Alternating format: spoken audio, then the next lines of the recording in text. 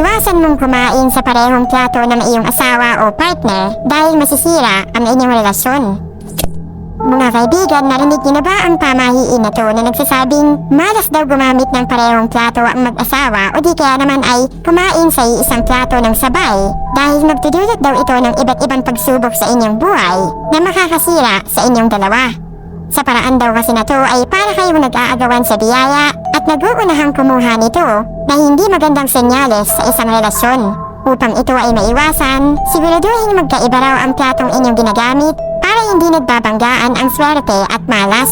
Kung iisipin ay parang wala namang koneksyon ang plato sa relasyon ng mag-asawa o magkasintahan, pero may iilan sa atin ang gumagawa pa rin nito hanggang ngayon dahil na rin sa takot na sila ay magkahiwalay. Ikaw kaibigan, meron ka na bang karanasan patungkol dito?